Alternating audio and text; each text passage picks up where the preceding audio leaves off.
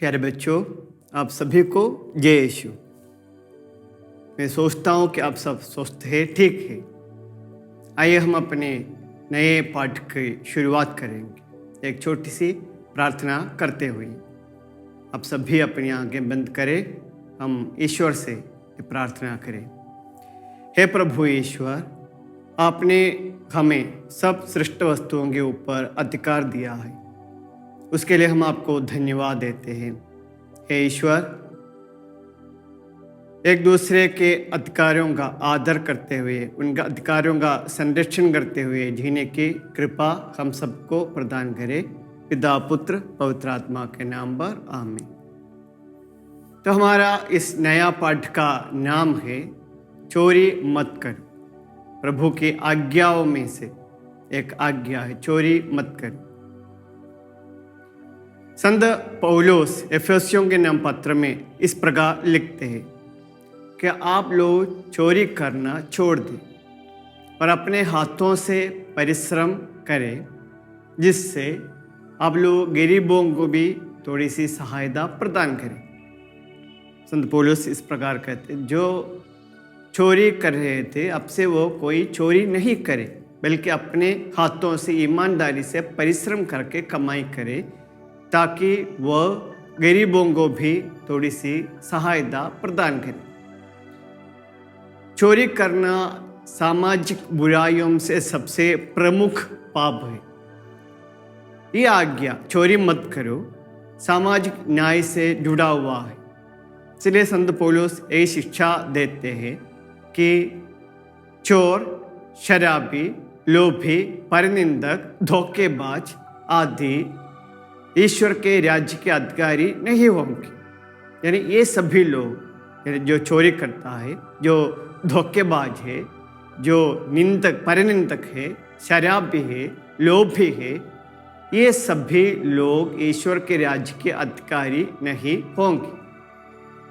सातवीं आज्ञा का बुनियादी तत्वों के बारे में या विचारधाराओं के बारे में अभी हम पढ़ाई करेंगे। उसमें सबसे पहली बात यह है, धन ईश्वर के देन है। ये सभी लोग जानते हैं कि हमारे जो धन है, धन दौलत है, संपत्ति है, वो ईश्वर के देन है। उत्पत्ति ग्रंथ में हम इस प्रकार देखते हैं, ईश्वर ने सब सृष्ट वस्तुओं की रचना करने के बाद उसके ऊपर इंसान को अधिकार दिया, उनका उपयोग करने के लिए, ईमानदारी से, सही ढंग से उसका उपयोग करने के लिए सृष्ट वस्तुओं के ऊपर ईश्वर ने इंसान को अधिकार दिया। मतलब यह है, जब भी हम धन अन्याय रूप से अर्जित करता है तो ये एक पाप बनता है, एक बुराई बनती है।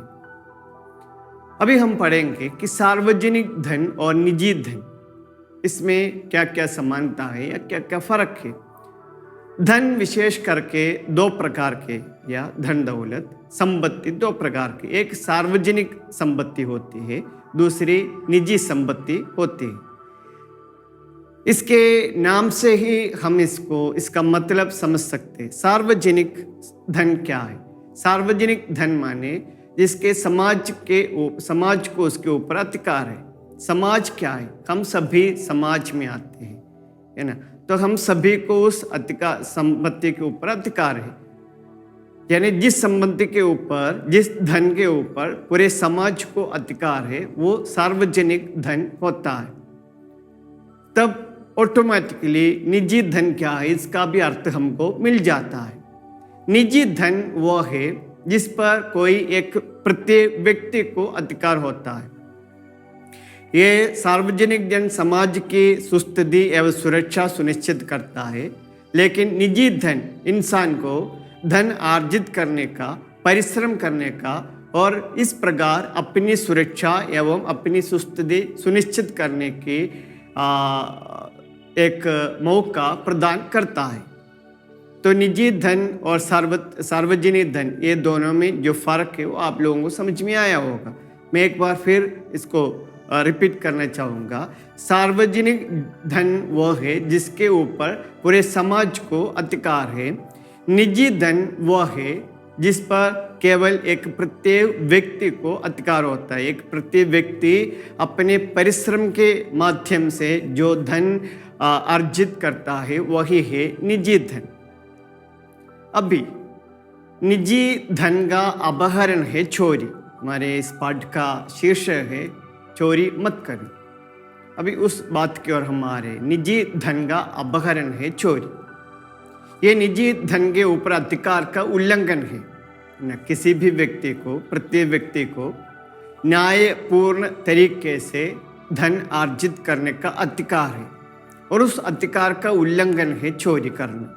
क्योंकि किसी प्रत्येक व्यक्ति ने अपने परिश्रम से, अपनी मेहनत से धन न्यायपूर्ण तरीके से अर्जित करके रखा है, उसका अपहरण करना चोरी है, उस अधिकार के ऊपर उल्लंघन है।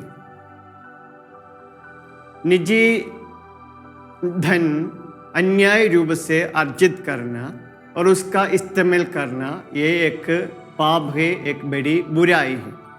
मैं फिर से बताऊंगा, निजी धन, किसी भी अन्याय तरीके से निजी धन को इकट्ठा करना और उसको इस्तेमाल करना, उसको उपयोग करना एक बड़ी बुराई है, पाप है। आपको याद रखना है। निजी धन हम इकट्ठा कर सकते हैं न्यायपूर्ण तरीके से। न्यायपूर्ण तरीके से उसको इकट्ठा कर सकते हैं, अर्जित कर सकते हैं, उसका इस्तेमाल कर सकते हैं। लेकिन अन्याय रूप से जो धन हम इकट्ठा करते हैं, उसको इस्तेमाल करते, उपयोग करते हैं, वो पाप है, बुराई है। ये बात हमें ध्यान रखना है। अभी आगे हम पढ़ेंगे न्याय का अनुमान क्या है। न्याय क्या है, न्याय का अनुमान क्या है। संत थॉमस अक्विनास न्याय के बारे में इस प्रकार कहते हैं, न्याय वह पुण्य है जो हर एक व्यक्ति को प्रेरित करता है कि वो दूसरों के अधिकार को माने और प्रदान करे। तो हमारा सामने एक सवाल आएगा कि न्याय क्या है। तब हमें इस प्रकार कहना है, संत थॉमस अक्विनास के शब्दों में न्याय यह है, न्याय वह गुण है जो हर एक व्यक्ति को प्रेरित करता है कि वह दूसरों के अधिकार को माने और प्रदान करे। दूसरों के अधिकार को मानने वाले व्यक्ति ही न्यायपूर्ण व्यवहार कर सकता है। एक दूसरे शब्दों में इस प्रकार कह सकते हैं, दूसरे व्यक्तियों के अधिकार को मानने वाले व्यक्ति ही समाज में न्यायपूर्ण तरीके से व्यवहार कर सकता है। हमारा अधिकार दूसरों का कर्तव्य बन सकता है कभी कभी। उसके लिए 2-3 उदाहरण हमारे इस पाठ में दिया हुआ है। पहला उदाहरण, सृष्टिकर्ता होने के बावजूद ईश्वर आराधना का पात्र है। आपको बात समझ में आती होगी। हमारे सृष्टिकर्ता होने के बावजूद ईश्वर आराधना का पात्र है। ये उनका अधिकार है। सृष्ट वस्तुओं से आराधना लेना उनका अधिकार है, लेकिन उन सृष्टिकर्ता के आराधना करना हमारा कर्तव्य है ना। ये उदाहरण, पहला उदाहरण है। इसी प्रकार दूसरा एक उदाहरण है, काम करने वाले को वेतन प्राप्त होने का अधिकार है। हमारे लिए जो भी व्यक्ति काम करते हैं, हमारे घर पे, हमारे खेत में जो भी व्यक्ति काम करते हैं, उसको वेतन मिलना उसका अधिकार है और उसको वेतन प्रदान करना हमारा कर्तव्य है। ये दूसरा उदाहरण। तीसरा उदाहरण, माता पिता को अपने बच्चों से आदर प्राप्त करने का अधिकार है। हमारे माता पिता, उनको हमसे आदर प्राप्त करने का अधिकार है और उनका आदर करना हमारा कर्तव्य है। ये तीनों उदाहरण से हम ये समझ सकते हैं कि एक व्यक्ति का अधिकार दूसरे व्यक्ति का कर्तव्य बन सकता है। तो ईसा मसीह भी यही चाहते हैं कि हमारे न्याय के बुनियादी तत्व प्रेम एवं भाईचारा हो, है ना। हमारे न्याय का नींव प्रेम और भाईचारा होनी चाहिए। भले समारी के दृष्टांत में भी हम यही बात देख सकते हैं। उधर भी भाईचारा और प्रेम के माध्यम से ही न्यायपूर्ण व्यवहार करते हैं। जो न्याय का आदर नहीं करता या जो अन्याय रूप से व्यवहार करता है, उनसे ईसा मसीह इस प्रकार कहते हैं, मैंने तुम लोगों को कभी नहीं जाना, रे कुकर्मियों तुम सब मुझसे दूर हटो। पवित्र ग्रंथ बाइबल में हम इस प्रकार पढ़ते जहाँ ईसा मसीह कहते हैं अन्यायी लोगों से, प्रभु कहते मैंने तुम लोगों को कभी नहीं जाना, रे कुकर्मियों तुम सब मुझसे दूर हटो। तो हमें न्यायपूर्ण तरीके से अपने जीवन को बिताना है, एक दूसरे का आदर करते हुए, एक दूसरे का सम्मान करते हुए, एक दूसरे का धन का आदर करते हुए हमें अपने जीवन को आगे बढ़ाना है। अगले पैराग्राफ में हम ये देखते हैं कि इसमें क्या क्या बताया गया है, ये हम पढ़ेंगे। जिस प्रकार हम में से हर एक को अपने धन के ऊपर अधिकार है, उसी प्रकार दूसरे को भी उनके धन के ऊपर अधिकार है। और जब हम उनके अधिकार का उल्लंघन करते हैं तब हम पाप करते हैं, चोरी करते हैं, है ना। हमको मालूम है हमने अपने मेहनत से, अपने परिश्रम से जो धन अर्जित करके रखा है, ये इकट्ठा करके रखा है, उस धन के ऊपर हमको अधिकार है। ठीक उसी प्रकार दूसरे लोगों को भी उनके धन के ऊपर अधिकार है। और जब हम उनके धन का अधिकार का उल्लंघन करते हैं तभी वह पाप बनता है, बुराई बनती है, चोरी होती है। एक छोटा सा उदाहरण मैं बताऊंगा। गाड़ी किराया लेना गाड़ी मालिक का अधिकार है ना। हम किसी सार्वजनिक गाड़ी में बैठकर, पब्लिक गाड़ी में बैठकर सफ़र करते हैं तो किराया लेना गाड़ी मालिक का अधिकार है। लेकिन सफ़र करने के बाद अगर हम किराया ना देते तो ये हमसे होने वाली एक बुराई है, एक पाप है, एक अपराध है ना। तो हर एक को अपने अपने धन के ऊपर अधिकार है, हक है, ये हमें समझना चाहिए। अगले पैराग्राफ में हम इस प्रकार पढ़ते हैं कि सार्वजनिक धन के प्रति आदर किस प्रकार करना है ना। सार्वजनिक धन के प्रति आदर किस प्रकार करना है। सार्वजनिक धन क्या है ये हमने पहले पढ़ा। सार्वजनिक धन वो है जिसके ऊपर समाज को, पूरे समाज को अधिकार होता है, उसको सार्वजनिक धन कहता है। तो उस सार्वजनिक धन के प्रति अधिकार या आदर हमको कैसे करना है। हम अपने दैनिक जीवन में जो भी वस्तुओं का उपयोग करता है उनमें से अधिकांश वस्तुएं सार्वजनिक धन में शामिल होता है। हम अपने दैनिक जीवन में जो भी वस्तुओं का उपयोग करते हैं उनमें से अधिकांश वस्तुएं सार्वजनिक धन में शामिल होता है। जैसे सड़क बस्तियाँ, अन्य संपत्तियाँ, ये सब सार्वजनिक धन में आते हैं और इसके प्रति हमें आदर के साथ इसका उपयोग करना है। जब भी हम इसका अनादर करते हैं या समाज से प्राप्त संपत्ति का अन्याय रूप से हम उपयोग करते हैं या सार्वजनिक धन अन्याय रूप से हम अपने वश में कर लेता है तो ये सब उस अधिकार का उल्लंघन है, पाप है।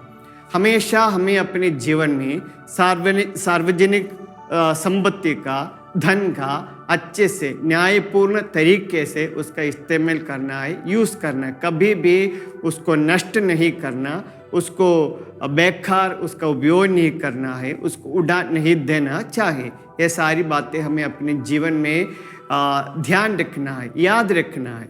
सार्वजनिक धन जो हम अपने जीवन में, अपने जीवन के एक दिन के सुबह से लेकर शाम तक अधिकतर वस्तुएं सार्वजनिक वस्तुएं होती हैं, तो हमें उसके प्रति आदर के साथ व्यवहार करना हमारा कर्तव्य है। जब भी हम उसके खिलाफ या अन्याय रूप से हम व्यवहार करेंगे वो उसका उल्लंघन है, उस अधिकार का उल्लंघन है।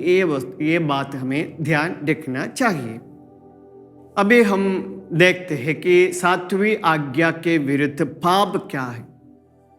चोरी मत करना, इस आज्ञा के विरुद्ध कई पाप होते हैं। वो पाप क्या है? जैसे मैंने अभी बताया कि सार्वजनिक धन को अन्याय रूप से इकट्ठा करना, अन्याय रूप से उसको इस्तेमाल करना, उसको नष्ट करना, उड़ा देना या प्रकृति से प्राप्त संपत्ति का शोषण करना आदि आदि सार्वजनिक धन के खिलाफ पाप है या 7वीं आज्ञा के विरुद्ध पाप है। और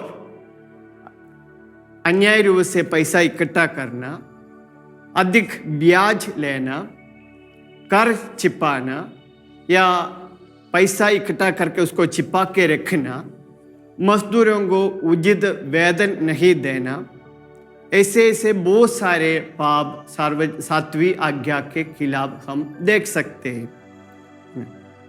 हम देखते हैं कि कोई कोई खेत वाले या मालिक अपने मजदूरों को उचित मजदूरी नहीं देते, या पैसा ब्याज में देने वाले लोग जरूरत से ज़्यादा ब्याज लेते हैं। कोई कोई बहुत सारे पैसा अन्याय रूप से इकट्ठा करके उसको छिपा कर रखते हैं, कर चोरी कर लेते हैं न, जो कर हमको देना है वो ना देते हुए उधर भी चोरी करते हैं। ऐसे ऐसे बहुत सारे पाप है जो सार्वजनिक धन के खिलाफ हो या निजी धन के खिलाफ हो या सातवीं आज्ञा के खिलाफ हो, वह सातवीं आज्ञा के खिलाफ पाप है। इससे हमें बचते रहना चाहिए। अगले पैराग्राफ में हम पढ़ते हैं वापस देने का कर्तव्य। अगर जाने और अनजाने में गलती से हमने किसी का धन इकट्ठा कर लिया है, अपने वश में कर लिया है, उसको वापस देने का कर्तव्य बनता है ना। हम ईसाई लोग कभी भी किसी दूसरे की संपत्ति को अपनाना नहीं चाहिए। अगर जाने और अनजाने में हमने ऐसा किया है तो हमारा कर्तव्य बनता है उस वस्तु को जिसको हमने दूसरे से ले लिया है उसको वापस देना ही है। हमने किसी को नुकसान पहुंचाया है तो उस नुकसान का मुआवजा देना हमारा कर्तव्य है। हमारे व्यवहार से अगर किसी को कुछ नुकसान हुआ है, उस नुकसान की पूर्ति करना हमारी जिम्मेदारी, हमारा कर्तव्य है। खुले रूप से नहीं है तो कम से कम गुप्त रूप से उस क्षतिपूर्ति करना हमारा कर्तव्य है। अगर हम खुले रूप से जाके किसी को इसका मुआवजा नहीं दे सकते तो गुप्त रूप से उस क्षतिपूर्ति करना हमारा कर्तव्य है। आखिरी में सातवीं आज्ञा हमें यही बताते हैं कि हमें न्यायपूर्ण व्यवहार करते हुए दूसरों का अधिकारों का संरक्षण करना ही है ना। दूसरों के अधिकार का संरक्षण करना है। समाज के न्याय के संरक्षक बनकर हमें अपना जीवन बिताना है। समाज में न्याय है, उस न्याय का संरक्षक बनकर हमें अपना जीवन बिताना है। हमें ये समझना चाहिए कि धन ईश्वर के देन है। उस देन को एक अच्छे कारिंदे के समान उसका उपयोग करते हुए, उसका इस्तेमाल करते हुए हमें अपना इस जीवन को बिताना है। तभी हम इस प्रकार चोरी जैसे बुरी आदतों से अपने जीवन को सुरक्षित बनाया रख सकते हैं। तो प्यारे बच्चों, हम इस प्रकार के सामाजिक बुराइयों से दूर रहे। हमें अपने जीवन में ये समझे कि धन ईश्वर के देन है। उस धन को हम अच्छे से उसका इस्तेमाल करेंगे, न्यायपूर्ण व्यवहार के साथ हम इसका इस्तेमाल करेंगे और कभी भी किसी को हमारे व्यवहार के कारण कोई नुकसान नहीं पहुंचाएंगे। ईश्वर से हम उसके लिए प्रार्थना भी करें। मैं समझता हूँ कि आपको इस पाठ का सारांश मिला होगा। तो आइए हम इस पाठ में जो 4-5 सवाल हमारे लिए दिए हैं उसका भी हल करने की कोशिश हम करें। आपका पहला सवाल एक है, धन ईश्वर के देन है, व्यक्त कीजिए। धन ईश्वर के देन है, व्यक्त कीजिए। इस सवाल का आंसर है कि धन ईश्वर के देन है। उत्पत्ति ग्रंथ में सृष्टि के विवरण में हम इस प्रकार पढ़ते हैं, ईश्वर ने सब सृष्ट वस्तुओं के ऊपर इंसान को अधिकार दिया है। सब सृष्ट वस्तुओं के ऊपर ईश्वर ने इंसान को अधिकार दिया है। तो अन्याय रूप से हमें किसी भी सृष्ट वस्तु का उपयोग नहीं करना है। हमें कभी भी किसी सृष्ट वस्तु का उपयोग करते समय मन में ये याद आनी चाहिए कि यह ईश्वर की सृष्टि वस्तु है, इसमें ईश्वर का रूप एवं ईश्वर की छाया है, ये ईश्वर के देन है। तो हमारे सामने जो धन संपत्ति है, धन दौलत है, उसको इस प्रकार न्यायपूर्ण तरीके से धन का उपयोग करना है। आपका दूसरा प्रश्न यह है, न्याय के बारे में संत थॉमस एक्विनास क्या कहते हैं? न्याय के बारे में संत थॉमस एक्विनास क्या कहते हैं? न्याय के बारे में संत थॉमस एक्विनास इस प्रकार कहते हैं, न्याय वह पुण्य है या गुण है जो हर एक को प्रेरित करता है कि वह दूसरों के अधिकार को माने और प्रदान करे। एक बार फिर से मैं बताऊंगा, न्याय वह पुण्य है या न्याय वह गुण है जो हर एक को प्रेरित करता है कि वह दूसरों के अधिकार को माने और प्रदान करे।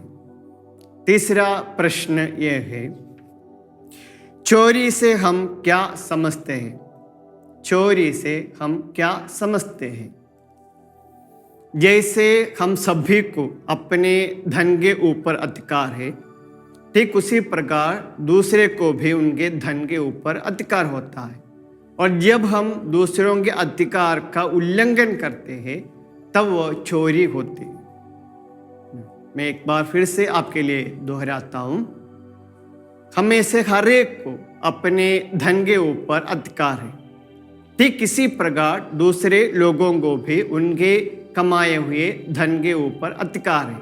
और जब हम दूसरों के धन का अधिकार का उल्लंघन करते हैं तब भी वह चोरी होती है। का चौथा सवाल, चौथा प्रश्न यह है, टिप्पणी कीजिए सार्वजनिक धन और निजी धन। हमारा प्रश्न यह है कि सार्वजनिक धन के विवरण कीजिए, निजी धन का विवरण कीजिए। सबसे पहले हम सार्वजनिक धन के बारे में बताएंगे। सार्वजनिक धन वही होता है जो समाज को उसके ऊपर अधिकार होते हैं। पूरे समाज को जिस धन के ऊपर अधिकार होता है वह सार्वजनिक धन है। जैसे सड़क बत्तियां आदि उसके लिए उदाहरण है, उसके ऊपर सब व्यक्तियों को अधिकार होता है। लेकिन निजी धन वह है जो एक व्यक्ति अपने मेहनत से अर्जित करता है, उसके ऊपर उस व्यक्ति को ही अधिकार होता है। तो सार्वजनिक धन और निजी धन, इन दोनों में फर्क क्या है हमने देख लिया। अभी हमारा आखिरी सवाल, आखिरी प्रश्न ये है, जिसने चोरी की उसके द्वारा किस प्रकार क्षतिपूर्ति की जानी चाहिए? जिसने चोरी की उसके द्वारा किस प्रकार क्षतिपूर्ति करनी चाहिए? हमने जब पाठ पढ़ रहा था तब मैंने आपको बताया कि अगर किसी गलती से जाने और अनजाने में हमने कोई चोरी की, उस चोरी की वस्तु वापस देने की जिम्मेदारी हमारे सामने बनती है ना। उस चोरी की वस्तु उस व्यक्ति को जिससे हमने चोरी किया या किसी अन्य व्यक्ति की वस्तु हमने चोरी की है तो उस वस्तु को वापस देने की जिम्मेदारी हमारी बनती है, कर्तव्य बनता है।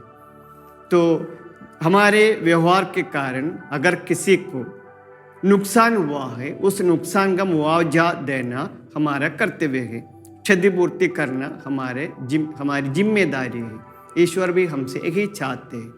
तो अगर हमें से किसी से भी छोटी हो या बड़ी हो, कोई भी चोरी हमने किया है अपने जीवन में, वो वस्तु हमारे पास रखा है गुप्त रूप से, कम से कम गुप्त रूप से, खुले रूप में कर सकते तो वो अच्छा है, नहीं तो कम से कम गुप्त रूप से उस चोरी की वस्तु वापस देने की जिम्मेदारी हमारे सामने बनती है।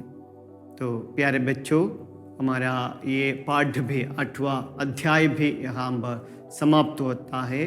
मैं उम्मीद करता हूँ, विश्वास करता हूँ कि आपको इस पाठ का भी सारांश मिल गया होगा। तो हम अपने जीवन में इस आज्ञा का भी पालन करें, चोरी नहीं करो। प्रभु के द्वारा दी गई इस आज्ञा का हम अपने जीवन में पालन करें। हम अपने जीवन में सच्चे गुण के मालिक बनकर हम जीवन बिताएं। हम कभी भी अपने जीवन में कोई भी प्रकार की चोरी नहीं करें, या तो सार्वजनिक धन का या तो निजी धन का, किसी भी धन का, किसी भी वस्तु का, किसी भी सामान का हम चोरी नहीं करें। ईमानदारी से हम अपना जीवन बिताए। प्रभु हम सभी के ऊपर आशीष बरसाए। अगले क्लास में हम अगले अध्याय लेकर आएंगे। तब तक के लिए आप सभी को जय यीशु।